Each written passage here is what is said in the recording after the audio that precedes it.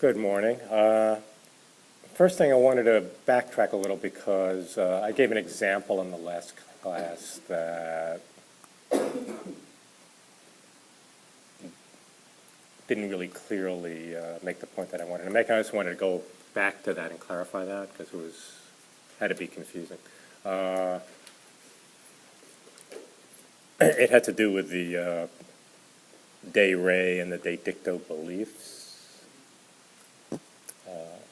And this is really a linguistic point, not so much a metaphysical point, though some philosophers believe that there's no sharp line between philosophy of language and metaphysics. I'm not myself particularly of that opinion, but it's certainly a debatable issue, and we know that philosophers like Wittgenstein thought that the whole key to resolving metaphysical problems lies in clarifying linguistic usage, but like I say, I'm not particularly sympathetic to that point of view. I think metaphysics is an autonomous discipline and doesn't reduce to philosophy of language or to the study of our conceptual schemes like Kant thought or any of those sorts of views. I think it's actually trying to figure out what there is in reality as best we can. And in that way does have something in common with science, which also tries to do that. And I think there's historically and in contemporary philosophy as well, there has been and ought to be and will continue to be considerable overlap between the scientific enterprise, say, of empirical or natural science and metaphysics, which I think should make judicious use of the discoveries made in natural and the empirical sciences.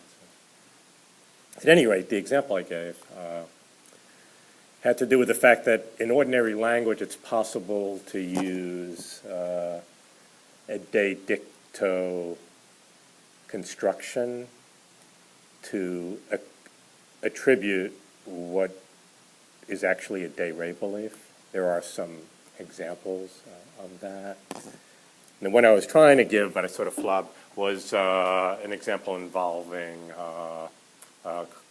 Christopher Columbus. And so I just wanted to clarify what was going on. We might say, right, linguistically, that Columbus believed that. So Columbus believing that would be a de dicto construction, right? Because belief is preceding what is believed and not dividing the sentence in the middle, as you would have if it said something was believed by Columbus to be, right? So that was the de dicto, de re distinction between the so-called, linguistically speaking, the so-called composite sense or compound sense versus the divided sense. The de re always divides the sentence in its proper application, and the de dicto generally precedes or prefixes the proposition believed. And I was just pointing out there's some cases, though, where we could use a de dicto construction grammatically and really be expressing a de re belief. So Columbus believed that. So this looks like a de dicto thing we're going to get here. But it's actually going to be attributing a de re belief to Columbus, even though it looks like a de dicto. So it's like a tricky case. Right? But we're talking about language here, right? So language can have all kinds of odd things.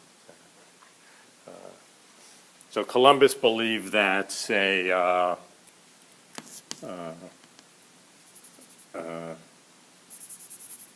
some islands in the Atlantic Ocean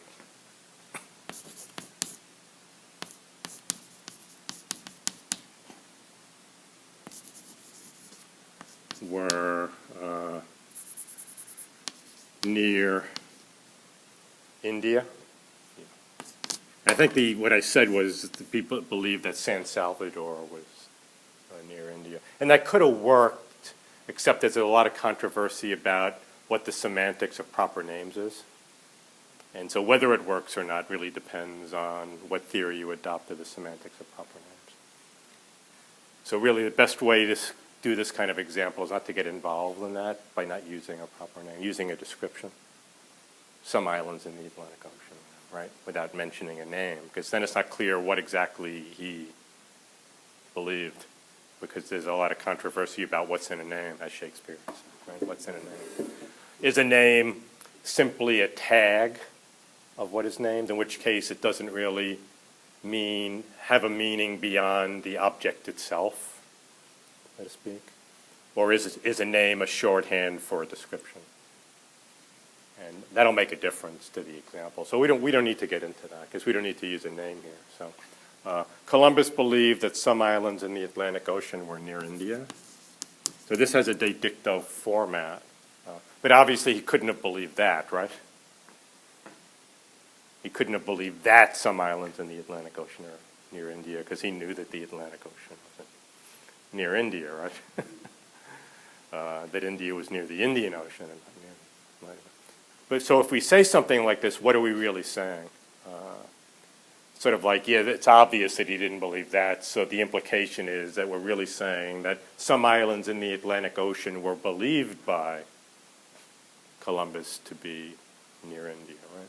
So we're using a de dicto construction to attribute to Columbus what we actually would regard as a de re belief, more clearly expressed as some islands in the Atlantic, right, Ocean were believed by Columbus to be near India, which is true. Right? Strictly speaking, Columbus didn't really believe that, right? So when we say that, what we're expressing is the de re thing, that, right, he had a mistaken idea about where he was, right? He thought he had made it all the way around to India, right? And not that he had hit something in between. So some islands in the Atlantic Ocean were believed by Columbus, right, to be near India.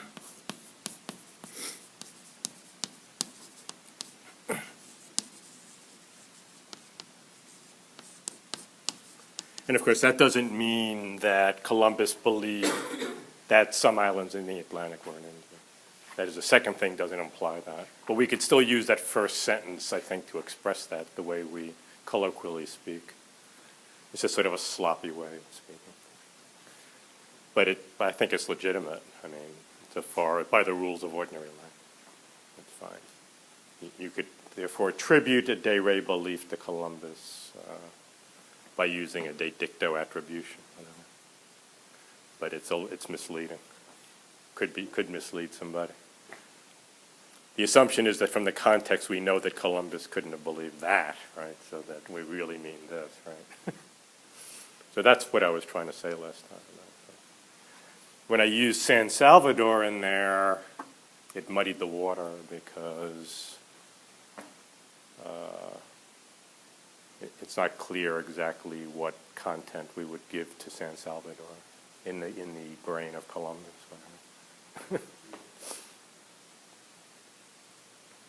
So if it's just purely a tag, it has no meaning, it's just directly, then it really just collapses into the second thing. Right? It becomes a de re attribution itself, and then it's not really a de dicto attribution. Right? I mean, if you're saying he must have been in direct, right, contact with that thing because he just named it as San Salvador, just means that, then you don't really get the flavor of the example. So this is what I was getting last time, but not that important. It's just sort of a minor sidelight, though it does bring out, again, this concept of the distinction between the two types of belief. There is an further issue about whether one of these two types of belief, and there's a parallel issue about necessity, whether one of them is more basic than the other. So there are those who hold that the de dicto is the more fundamental modality, either in the case of necessity or belief or both. And then there are those who hold that the de re is the more fundamental modality, either in the case of logical modality or propositional attitudes, doxastic modalities. So those are two conflicting points of views. Like that one of them is the basic one, and that you can define the other type of belief in terms of, so some say you can define de re belief in terms of de dicto belief. Others say you can define de dicto belief in terms of de re belief. Some say they're both primitive, right? You can't define either. They were just two types of belief, two different kinds of belief fundamentally. Others say, no, there's this one, belief is this one thing, and we can explain the de re in terms of the de dicto, or explain the de dicto in terms of the de re. So, I don't really want to get too much into the details of that, but that could be a good paper topic or something that we do research on to think about. Same thing for the case of the logical modality, the same issue. That there are those who hold that necessity or possibility primarily or in the first place belongs to propositions and then applies to objects in a derivative way. And there are those who hold it the other way around. That the fundamental type of necessity is of things, and propositional necessities and possibilities derive from that. And then there are those who say that there are two basic kinds. Neither can be defined in terms of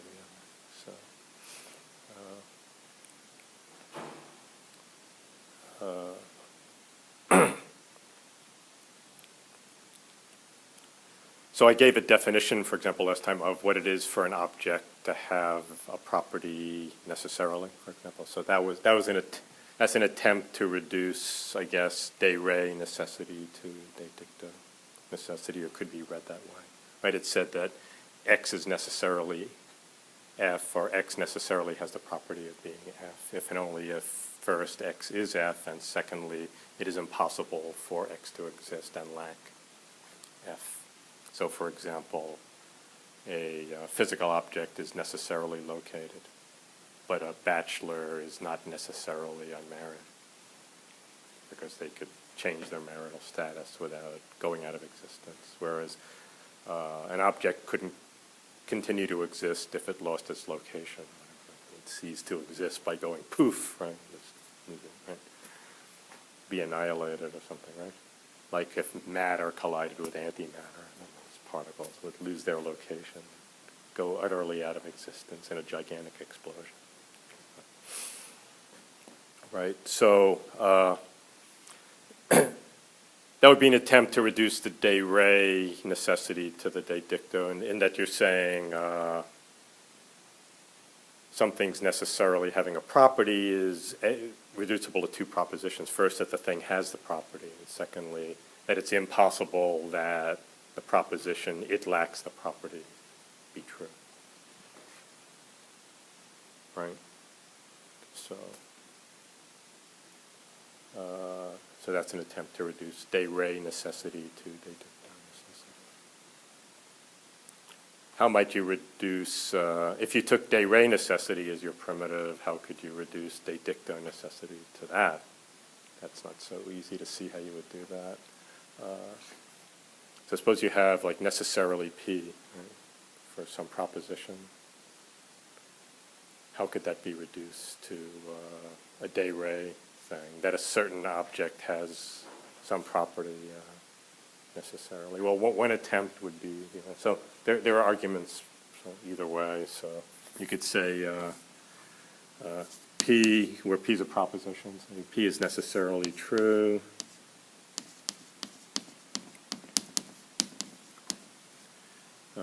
How could we define that in terms of a de re locution? You might say for any x, okay, x is necessarily such that P.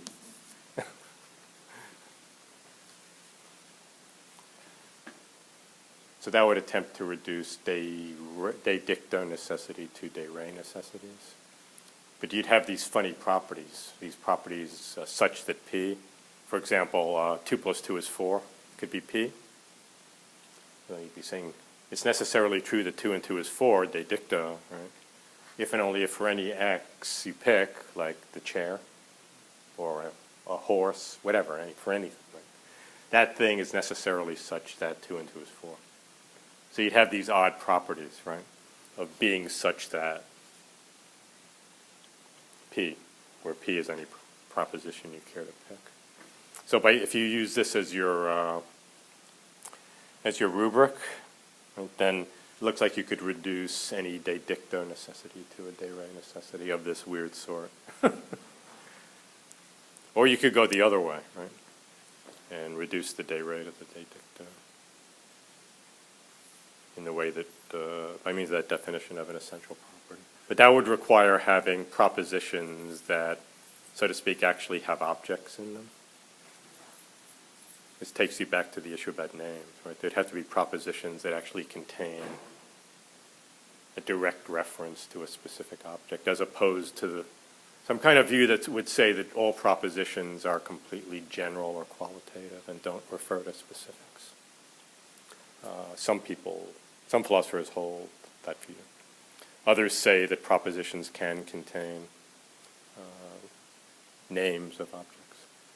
Like there's the proposition that Washington was the first president, and so on, where that's not a description of Washington, but as Washington himself is a constituent of the proposition. That's been a big controversy about whether abstract entities can have concrete entities as constituents. So there's been a lot of debate about that. So these reduction claims from de re to de dicto and are very contentious and controversial, involve all kinds of further quagmires. But you can see in principle, right, you have this issue with respect to both belief and logical modalities, about whether you've got two basic types of different modalities or whether one of them can be reduced to the other, and if so, which is reduced to which. There are positions on both sides. That the de re is the more basic one, or that the de dicto is the more basic. I think most philosophers have tried to say that de dicto is the more, and that's the more popular. The de dicto format is the more primitive one somehow, and the more elementary one, and the de re locutions can be defined in terms of de dicto ones. But a popularity, this isn't an election, so you know, doesn't cut any ice. You have to look at the arguments on both sides and assess them to decide which way to go. All right, so any questions? It's all okay. I mean, I think the entry on de re and de dicto on here sort of lays it out pretty clearly. So I want to talk more about possibility and possible worlds. That's where we stopped off last time. So I was saying there are four main models of possibility. No one seems to be able to define what possibility is in itself in any interesting way, though of course you can say, you can define it in terms of some other logical modality like necessity. But then you're trapped in a small family of very closely logically interrelated concepts. You said there were four? You said there were four? Four concept, basic, yeah. Possibility, necessity, contingency, and impossibility. You have four logical modalities, right? Like it's impossible that there is a spherical cube. It's contingent that Obama is president. Contingently true, and contingently false that McCain is president. Possible that there are unicorns roaming the plains of Nebraska, and necessary that if something is red, then it is colored. So those are examples of the four. Every proposition must be either necessary, impossible, or contingent. Must fall into one of those three. There's no exception to that. Any proposition you pick. The possible is simply anything that's not impossible, so it encompasses the union of both the contingent and the necessary, the possible. Possible propositions are all of the contingent propositions plus all of the necessary propositions, because they're all the propositions that are not impossible. So possible simply means not impossible, which means either necessary or contingent. And if it's contingent, it might be contingently true or contingently false. But if it's impossible, it must always absolutely be false. And if it's necessary, it must always absolutely be true. So that's a thumbnail sketch of that. Now you can define the possible simply as, how do we do it? It's not necessarily the case, right? Something's possible when it's not necessary that it's false, right? But defining the possible in terms of the necessary doesn't get you very far, since then you have to define what it is to be necessary, and you can't do that. Unless you do it by saying that it's not possible for it to be false. Right? So it's just a small circle of concepts that are so intimately related to one another that it's not philosophically interesting to analyze them in terms of one another, I think. Possible and necessary.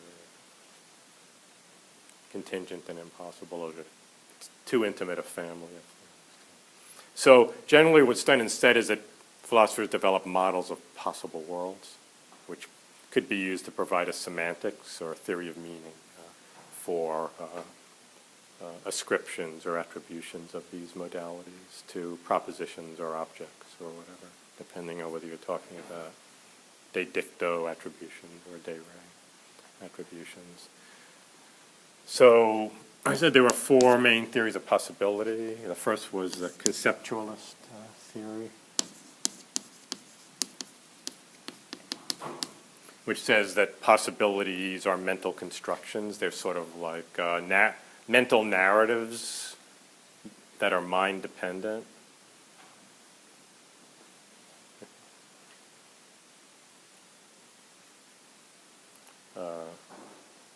The problem with this is pretty severe, which would be, it seems possible that there might not be any minds. That's a possibility. In which case it's possible that nothing is possible. Because nothing, if it's true that all possibilities depend on the construction of mental narratives that you envision, like of unicorns roaming the plains of Nebraska, right? You have an image of this, or a concept or an idea of this in your mind or your brain, right? And that's what the possibility consists in, right? If that's so, then what about a scenario where there wouldn't be, like before life originated, right? 17 billion years ago, right? Then there wouldn't be any possibilities, then, right? So it would be possible that nothing is possible, but that's contradictory. So much for that theory. Unless you have some kind of necessarily existing thinker. So it seems like the conceptualist theory of possibility requires one to posit a God to be the necessarily existing thinker who will always be on the scene. That way this would be blocked, right? It wouldn't be possible for there not to be. It wouldn't be possible for nothing to be possible, because there'd always have to be a thinker who was thinking of all this things. But that seems a pretty high price to pay. I mean, why should logic have to presuppose the existence of God? You would think logic as the study of the correct forms of reasoning would be neutral in matters of theology. That's my argument. It should come first and not take a stand. It should be something that you can use to help debate, for example, issues in science and philosophy and religion and in any area. So it shouldn't have as a presumption that there's a God. So I'm not too keen on the conceptualist theory for that reason. It presupposes theism. Otherwise, it leads to this contradiction that it's possible that nothing's possible, since it's possible, clearly possible that there would be no minds. Just say particles floating around in space. All right, so then there's the combinatorial theory.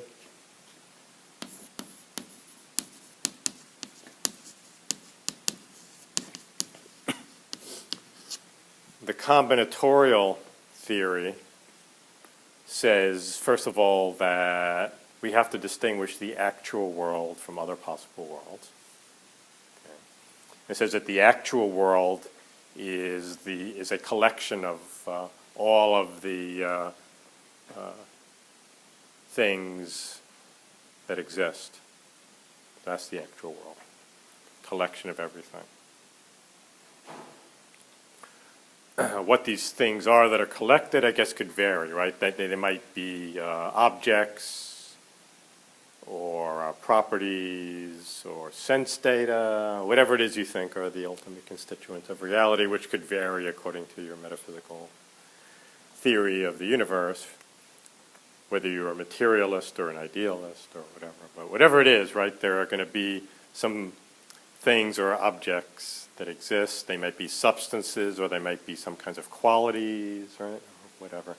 And so the actual world will consist of the totality of all of these things. Now, then there are going to be other possible worlds that are not actual, like possible worlds where, say, unicorns exist. So those are going to be combinations. All these non-actual possible worlds, according to the combinatorial theory, are going to be combinations of these existing items, different possible combinations. The non-actual worlds will consist of non-actualized but possible combinations of these existing items. So consider a unicorn, right? So suppose you get a horn from like a rhinoceros, and over here you have a horse. There'd be a possible world where the horse body's combined with the rhinoceros horn, right?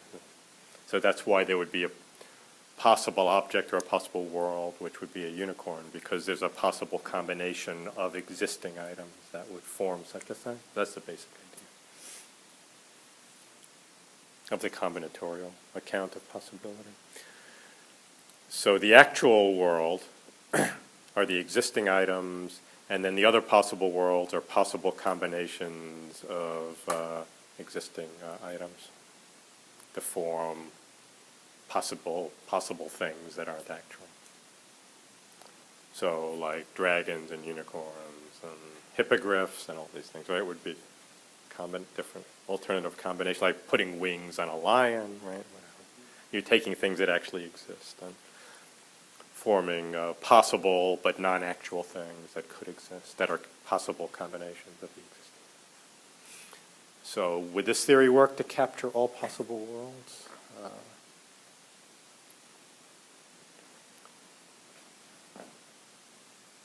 Could there be things that are possible that aren't combinations of these existing items? It seems like there could. Anyone think of an example? I mean, suppose we assume materialism, as many of combinatorialists do, basically materialist ontology. If you had a lot of particles, would you be able to view all the possibilities in terms of the possible organizations among existing particles? Or could there be some things that you just couldn't build out of existing particles?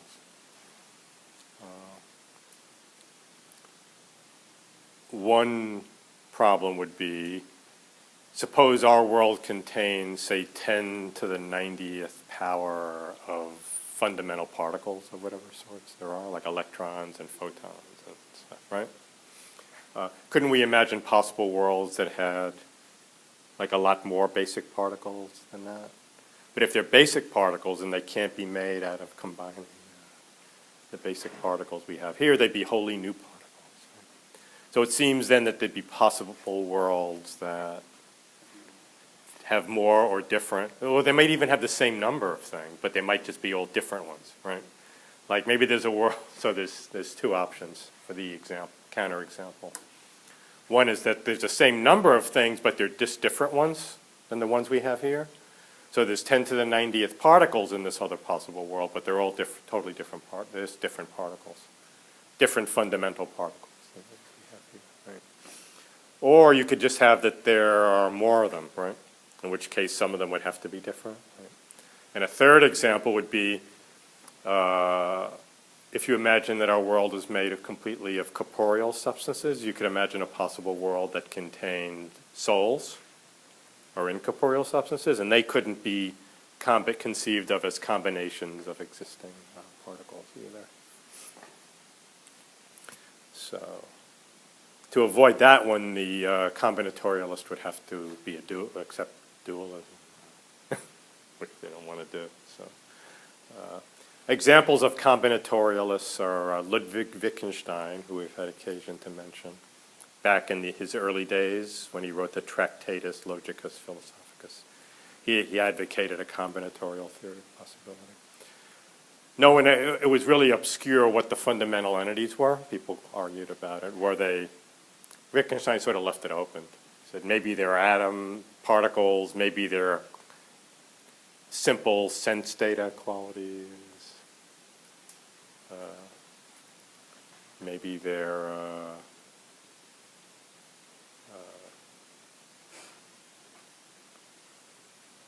fundamental states of affairs of some kind, because Wittgenstein said in the Tractatus that the world is the totality of facts, not of things. So we're not sure what he took his simples to be, to be combined, but whatever they were. Right.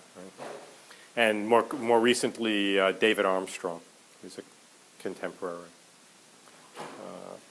Australian metaphysician, has defended a combinatorial account. But you can see there are some issues, right, with that. And the third theory I call the abstract worlds model.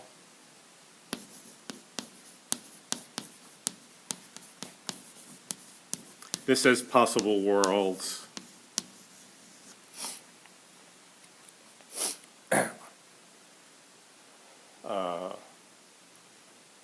can be reduced to sets or collections of abstract propositions.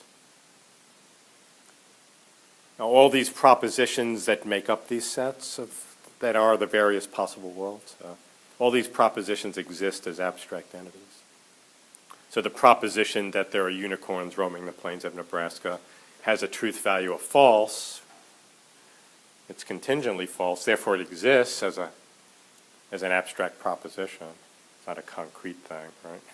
Has no location in space or time. It can't have any spatial or temporal parts. Propositions in general can't have spatial or temporal parts, it seems. Right, they're abstract beings. So the idea here is that we have these existing propositions, but with propositions we have to distinguish between the proposition existing and maybe being false versus the proposition being true. If the proposition is true, then there'll be, so to speak, an actual state of affairs, right? So if you take a true proposition and you imagine that there actually are unicorns roaming the plains of Nebraska, and that's true, then that proposition wouldn't be false, it'd be true, and there would be actual flesh and blood, single-horned equines running around the plains of Nebraska and maybe infiltrating into Iowa as well, disturbing the caucusers on caucus night, right? So there's a sharp distinction with propositions between their existence and their truth. A proposition is something that has a truth value, and it'll exist whether it's true or false, but it may or may not be true. If it's true, then there will be an actual state of affairs, right, corresponding to the proposition. There'll be something concrete there, like a unicorn or a horse, whatever, that actually exists. So the proposition that there are dogs is true, and so we have Rover, Fido, and Spot, right, that actually exist. They're concrete beings. So according to this model, a possible world is a sort of maximal conjunctive state of affairs in which every proposition appears either negated or unnegated. And they're really long. So the conjunction of all these propositions being negated or unnegated, and only one of the, so it'll be this like immensely long thing, right? If the universe is infinitely big, I guess it'll be an infinite set, right? But if the universe is finite, it'd be some finite set of propositions that describes everything. And that proposition will be true in the case of the actual world. So there'll be a unique proposition, very long proposition. It'll say, well, there's a chair there and a desk there, right? And he's sitting over there, and Rosencrantz is lecturing, and there's a camera there, and Mars is orbiting at a distance of such and such from the sun, et cetera, right? And for every molecule and atom, there'll be a conjunction in that proposition. It's a really long proposition. And then there'll be other ones that say it's false that, right? It's false that there's a unicorn standing over there right now. That'll be in the possible world too.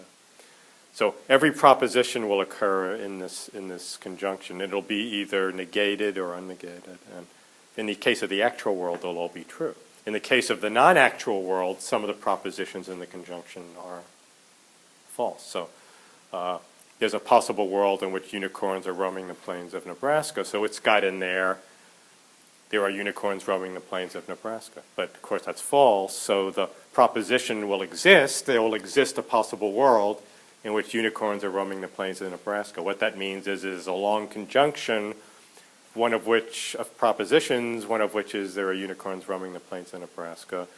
And since a conjunction's false, if any one of its conjuncts is false, that'll be a big proposition that exists but isn't true. It'll just be merely possibly true. So other possible worlds, non-actual possible worlds, are conjunctions of propositions that could be true but aren't. Right? But to be a possible world, the set of propositions must be self-consistent. If there's a contradiction in it, like it says there's a unicorn in Nebraska and there isn't, then that won't be a possible world, right? It'll be an impossible world. Some people have developed theories of impossible worlds as well, but we're not going to worry about them. Right? So as long as you stick to possible worlds, then the actual world will be this very long, consistent set of propositions, each of which is true. And in the case of non-actual worlds, like worlds with dragons and unicorns roaming the plains of Nebraska and the forests of Nottingham. Right, in those instances, these will be merely possible worlds because the propositions or worlds are false. So only the actual world is true, a true proposition, a very long proposition. The other possible worlds are just as long, just that they're false. So although they exist as propositions, right, they don't correspond to reality, right? And so they're false. So this says that possible worlds aren't like actual places that you can go and visit or anything, right? They're just abstractions. But they're abstract abstractions, not mental abstractions, right? The mental abstraction view is the conceptualist view, and that's what leads to the craziness. We have to assume there's a God to conceive of things, otherwise there might not even be any possibilities in some possible worlds, which is gibberish. So, according to the abstract worlds model, nothing exists except for what exists in the actual world. This is called actualism. Actualism, in this sense, is the doctrine that the only things that there can be said to be are things that actually exist. which seems reasonable. All right. People have objected to this just insofar as it posits the existence of abstract entities, like propositions, and some would like a sparser ontology that only admits concrete things or material things, or at least doesn't allow propositional entities to exist. There's a school of thought in metaphysics championed by Willard Van Orman Quine, who was a very important 20th century philosopher, Quine. He says that we don't have to necessarily rule out abstract entities altogether, but if we allow them, they should have very clear identity conditions. And he says the only abstract entities that do have tangible, clear identity conditions by his lights are sets. He says we can define set 1 being identical, set S1 being identical with set S2 by the condition that S1 and S2 have the very same membership. The sets have members or elements. So he says a given set will be identical with another given set when the two sets have the very same elements, and then they form the very same set. There's just one set, which both of them are identical with. But he says you can't really formulate clear criteria of identity for propositions. Like how would you define proposition 1 as identical to proposition 2?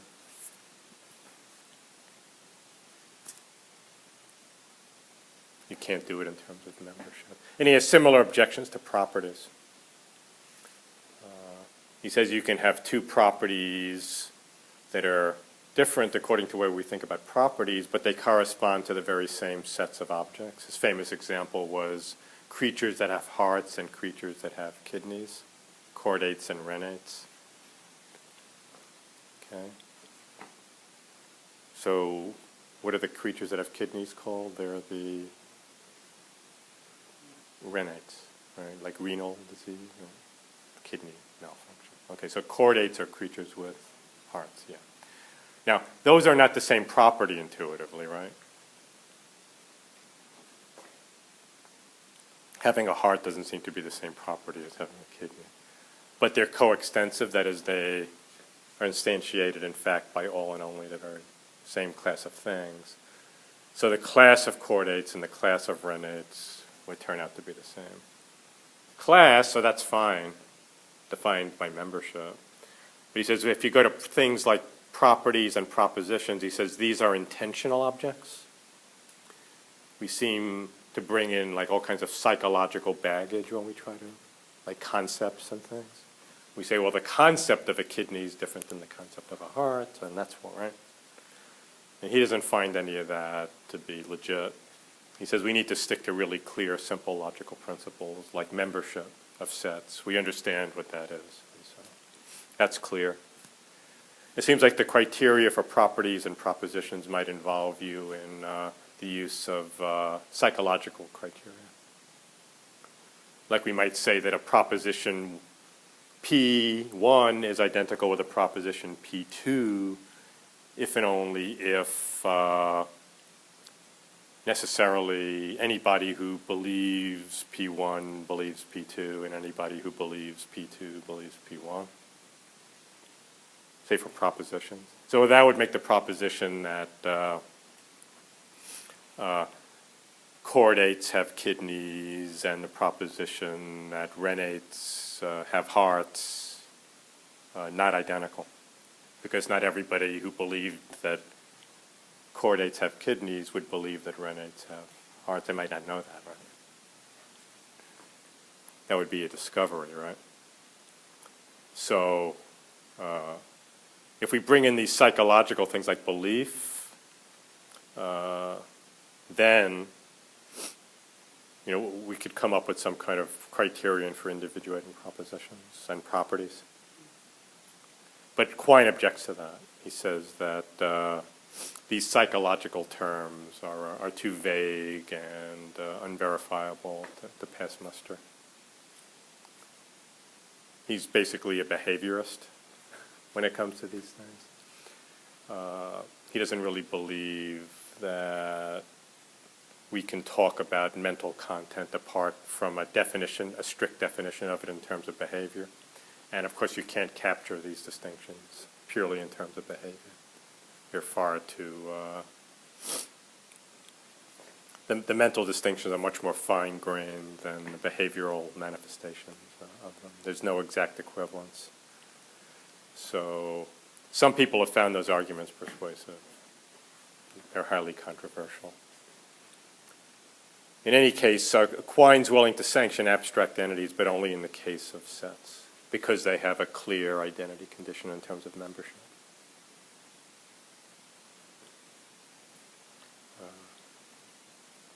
So he wouldn't like the abstract of possible worlds because it uses propositional entities or at least properties. Maybe you could further decompose the propositions into properties and other logical apparati like quantifiers. So those are still basically in the same ballpark. Robert Stalnaker is a contemporary philosopher who creates abstract worlds using properties instead of propositions. But it pretty much comes down to the same thing. It's just the idea that we could break up propositions into further constituents. They're built up out of properties, like the property of being a chordate and a renate, plus some logical stuff to hold the properties together, like connectives or quantifiers, like that. So. So in that spirit, a philosopher named David Lewis came up with a different account of possible worlds, which he claims is more in sync with empirical science, and which uses set theory, but doesn't sanction any other kinds of intentionally individuated abstract entities like properties or propositions, which seem to bring in psychological attitudes and all sorts of suspicious stuff, according to Quine. He wants to just stick to like physics and math. So it's very much in that kind of logical positivism vein still.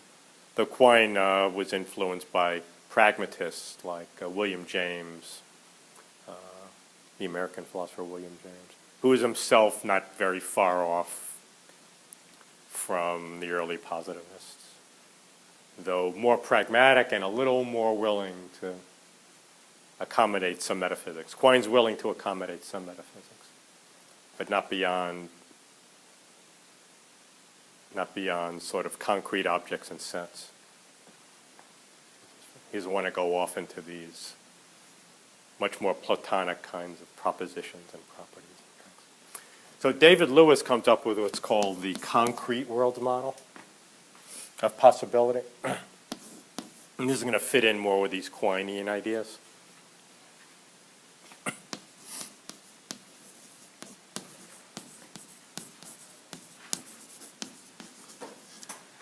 According to Lewis's picture, possible worlds are themselves composed of concrete entities. So it's very much more in sync with a kind of concretism or nominalism, belief that we don't need these shareable universals like being a chordate or renate or propositions made out of them that are abstract entities or anything like that. Lewis literally thinks that there are lots of other universes out there, and those are the possible worlds. But the different possible worlds can't communicate with each other. They're just sort of like bubbles that are out there. So we're in one of them, which we call the actual world. There's nothing special about the actual world. The other worlds exist just as have being in exactly the same way that our world does. What's special about our world is just relative to us because we happen to be the people in it. So actual for him just means, when we use it, it just means, what's in our universe. But there may be, in some of these other worlds, there are people too. And for them, when they talk about the actual world, they're talking about what exists in their universe. So if you live in a world that has unicorns and dragons in it, then we don't.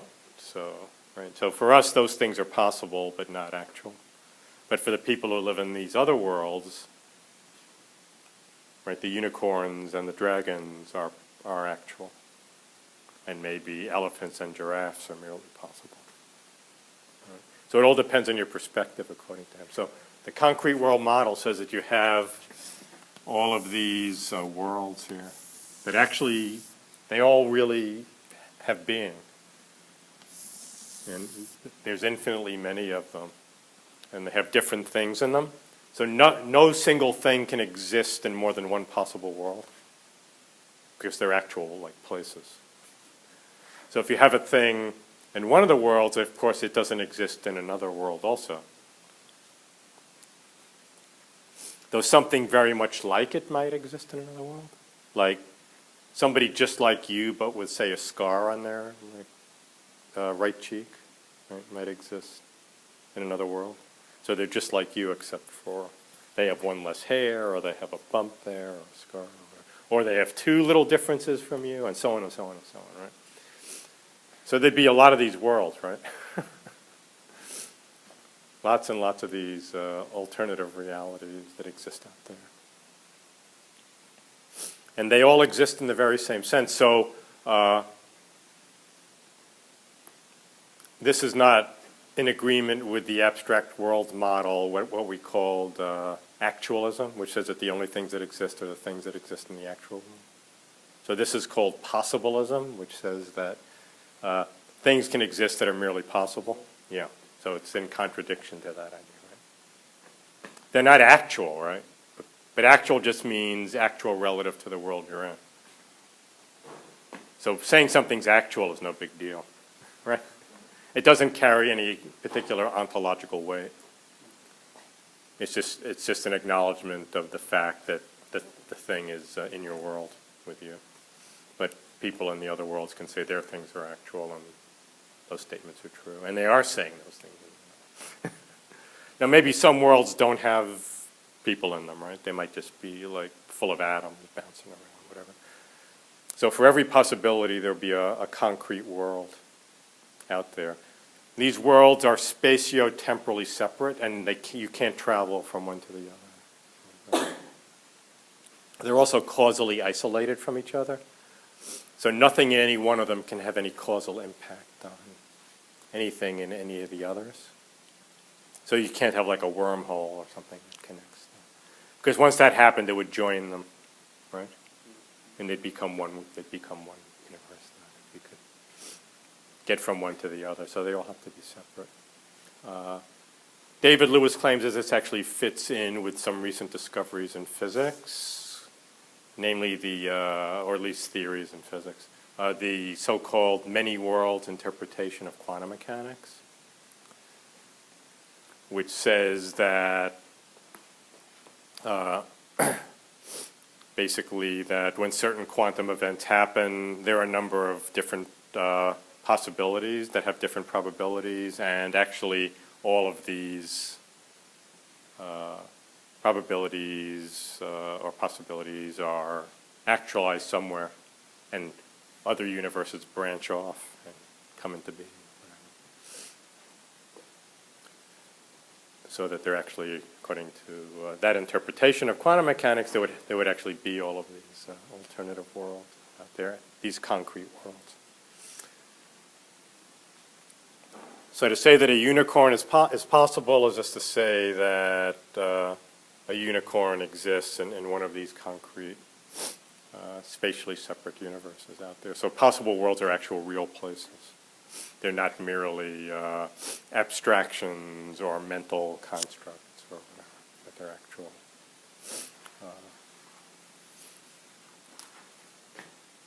actual concrete things. So there could even be possible worlds where souls exist, according to this, so just not in our world.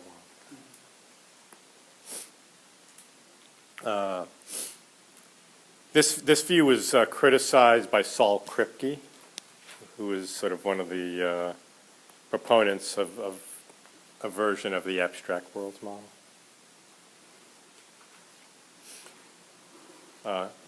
He pointed out that it leads to a kind of excessive essentialism or excessive necessitarianism, that if you, for example, are writing at this moment or resting your chin on your fist at this moment, if you're doing that, then that would be a necessary property of you, because you wouldn't exist in any other possible world in which you could lack that property. Remember, because nobody exists. Well, somebody else could be, but not you. Yeah. Because the only possible world that you can exist in is the one you're in. So if we ask, is it possible for you to not be writing at this moment, the answer, it looks like on Lewis's view, is no, it's not possible, because there's no possible world in which you're not. There's only possible world in which other people are not, right? So it looks like all your dated properties become necessary to you. You could go from being sitting to standing. That's okay, but you can't go from. It's not possible for you to be sitting now, and yet possibly not sitting now, which seems wrong, right? It seems to deprive us of lots of possibilities that are there, and certainly of free will, right? It'd be nothing else you could do at any time except what you're doing. You wouldn't have had a choice. Right? Did you say that was? But Kripke raises this objection against David Lewis's concrete worlds model. Saul Kripke. Saul Kripke was a student of Quine's. He was like a mathematical prodigy. I don't think he ever got a degree in philosophy.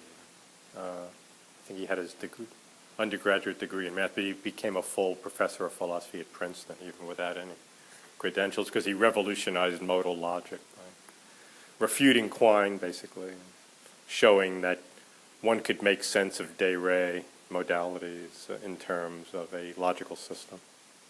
Quine had claimed you couldn't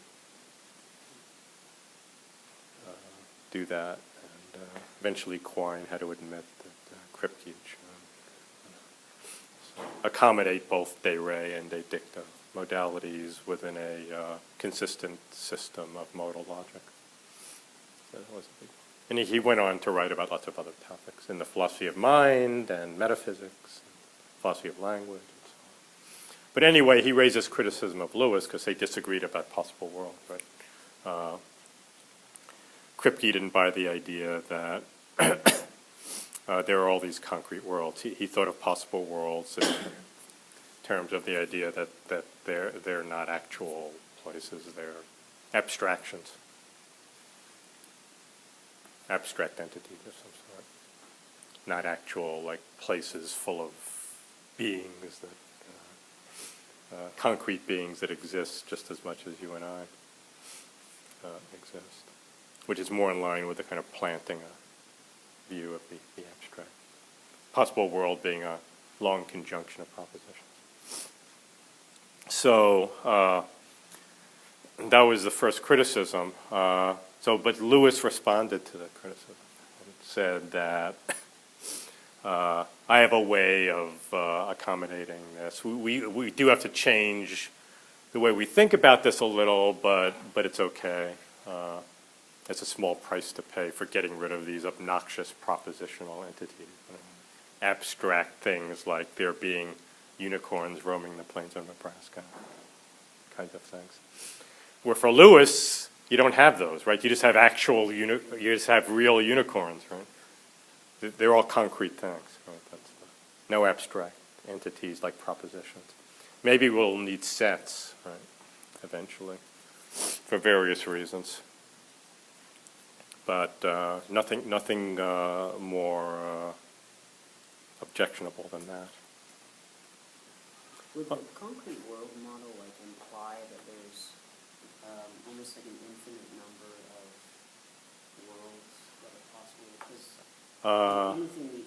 I believe so. Yeah, the question was asked, would the concrete world model imply that there are virtually an infinite number of these concrete worlds? I think the answer is it does, yes. And that could be viewed maybe as a negative if you take Occam's razor, that one should not multiply things unnecessarily. Well, you might say, but the abstract world model has got infinitely many abstract propositions, so isn't it just the same? But the retort to that is, well, the concrete world model's got an infinite number of sets, because it allows sets. So it's got an infinite number of abstract things and an infinite number of concrete things, whereas the abstract world model has just got an infinite number of abstract propositions, but it doesn't seem to need an infinite number of concrete things, right? You could just have however many concrete things there actually happen to be, right? So it really comes down to the question of how legitimate are these propositional objects, right? That's the ultimate question. If you're going to say we have to reject them because they don't have clear identity conditions and that only sets will do, then I guess, right? But if you're willing to individuate propositions by some other criterion that involves some kind of cognitive content idea, that two properties or two propositions are identical when they have the same cognitive meaning or content, then you can provide an identity criterion for them. Not one that would be acceptable to Quine, but Quine's a behaviorist, for God's sakes. Believe that there is any such thing as cognitive content beyond our behavior, and of course behavior underdetermines cognitive content. Two people could exhibit the same behavior but be thinking totally different things, right? Because they just have very different psychologies, right? Like just because somebody's carrying an umbrella, right, doesn't mean that they think it might rain. I mean, it might be probably would be that they're carrying the umbrella, exhibiting that behavior because they think there's going to be rain. But there might be some much more elaborate story, right? They're only pretending, right, because they want to fool somebody into thinking that it's going to rain, right? So that's why they're carrying the umbrella, right?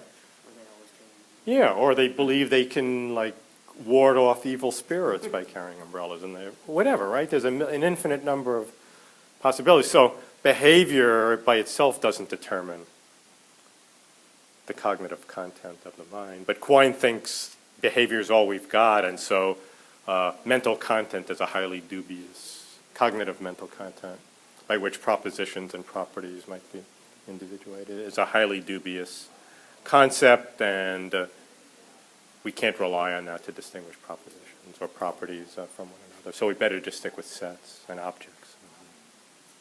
So really, I think that's the the big issue.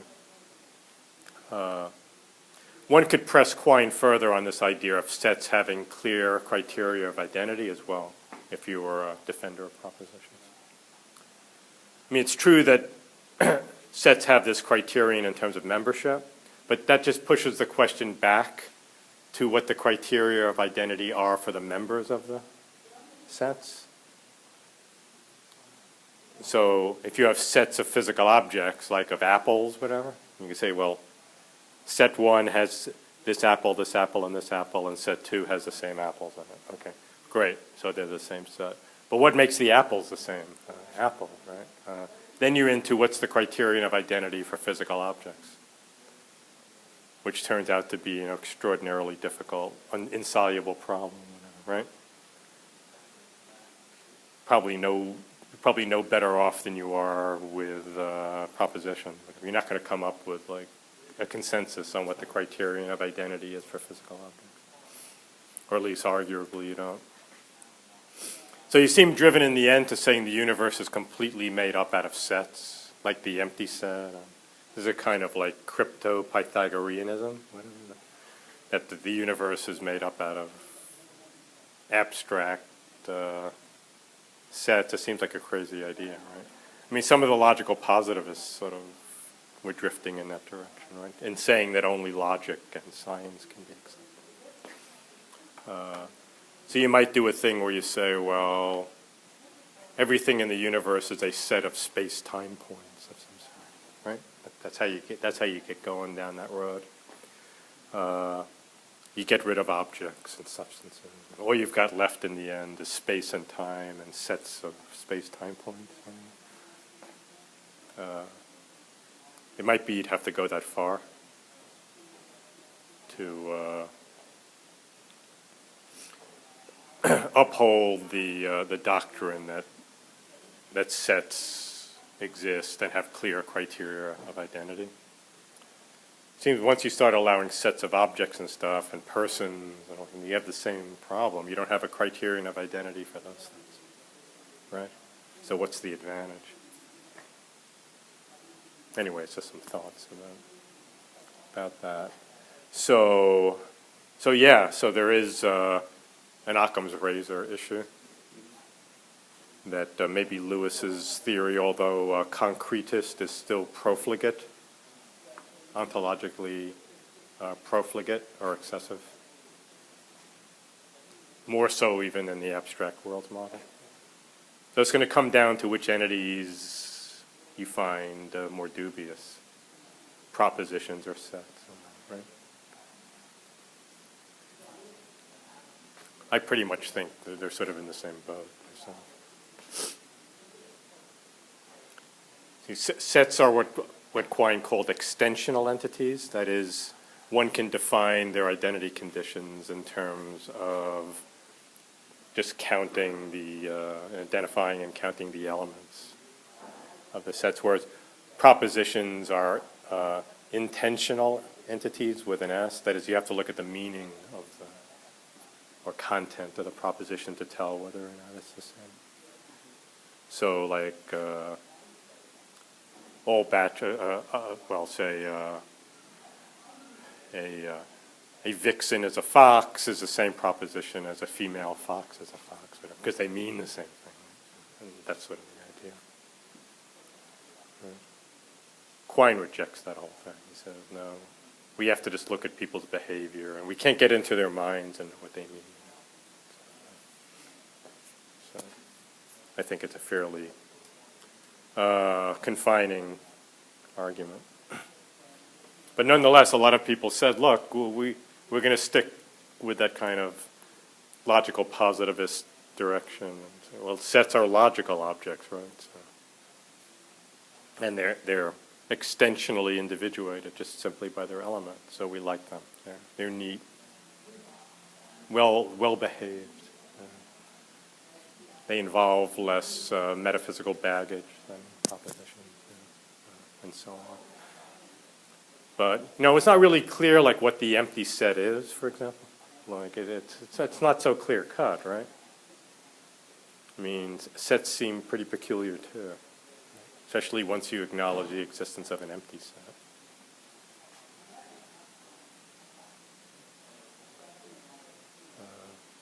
So, at any rate, what was Lewis's answer to Kripke's objection? Right. Well.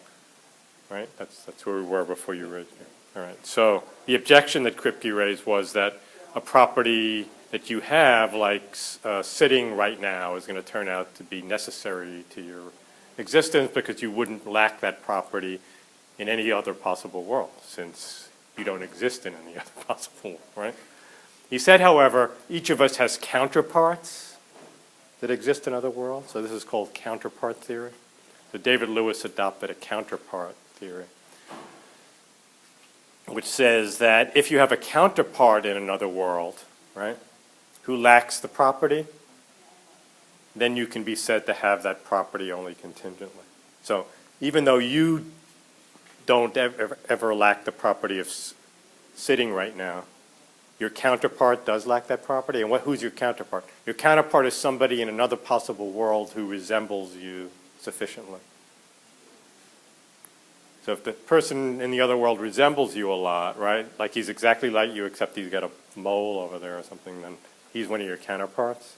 And you get a whole slew of counterparts. So if any of those other counterparts lacks the property in some other world that you have in this world at that time, then you can be said to have that property contingently and not necessarily. It's only if every one of your counterparts has that property that you have the property necessarily. So all of your counterparts, they have the property of being located in space or being alive or whatever. So that would be a necessary property. but only some of them have the property of sitting now, so that turns out to be an accidental property. Yeah. So this is called counterpart theory. It seems to deal with a lot of the objections. Of course, it redefines the idea of what a necessary and a contingent property are, but Lewis says it's worth the price because it doesn't really do any serious violence to our ideas about these things. We can get the results we want. I'll give you a counterexample that I came up with to the counterpart theory.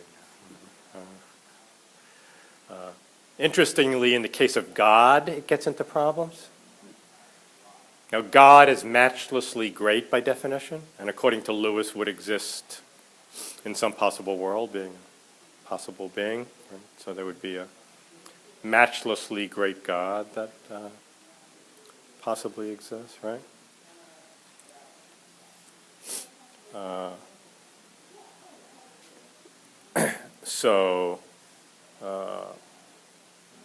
What about the counterpart? Then this God would have counterparts, right? Which would mean what? That all of these counterparts, although they might differ in some contingent properties, like maybe in one world God knows one thing, in a different world God knows a different thing, because different things happen in those worlds, and God is omniscient, so he'd know different things. Fine. Right? But it seems like all of these gods would have to be matchlessly great, right? That would be an essential, a necessary property of all the gods to be God, right? They'd necessarily be perfect beings, right? So therefore, there would have to be more than one God. Yet according to monotheism, there's necessarily one unique God. That's the whole point, right? The Lewis's theory implies that there'd be many gods. So it seems inconsistent with monotheism. That doesn't seem like it should be a logical. As I said in another context, logic should be neutral about religious matters. It shouldn't. This is sort of the reverse side of the coin I was saying before. With conceptualism, we don't want our theory of modal logic to assume there is a God, right? But we also don't want it to assume that there can't be a God. It looks like counterpart theory implies that there can't be a God because it implies that the uniqueness condition, that there's one and only one supreme being, can't be satisfied because the supreme being would have to have counterparts who are just as great as he is. So therefore, counterpart theory is wrong. That makes sense? I mean, if you use this model, that's what you get. If you introduce a God into this thing, it seems like a problem. All right, so to me, out of the four of these, it looks like the abstract world model may have the fewest problems. But anyway, those are the two chief competitors, I think. The David Lewis concrete worlds model, which does have this kind of advantage in that it fits in with the many worlds interpretation of quantum mechanics, right? And it doesn't require anything more than sets. Lewis uses sets to define what properties are. Sets of objects in these different possible worlds, instead of actually having mentally, individuated, cognitively individuated properties. He's got like sets of like all the red thing. The property red turns out to be like the set of all the sets of red objects in all these possible worlds, for example.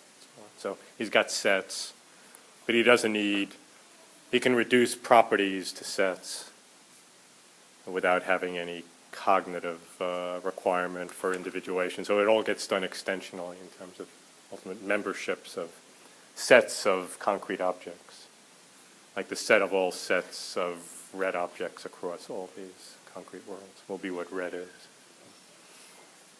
So it's got these problems with counterparts and with excessive essentialism. It seems to rule out a God. Seems to have some difficulty. The abstract worlds model doesn't have any of those problems, but it does stick you with having to accept propositions which cannot be individuated just in terms of extensional criteria without bringing in cognitive content or something as a individuator of propositions ultimately, or at least of properties ultimately.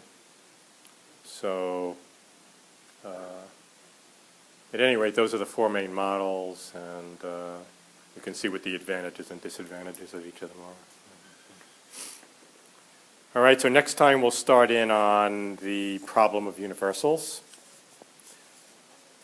I'll be looking at some of the history of that issue, and then get into some of the arguments that have been given to defend the existence of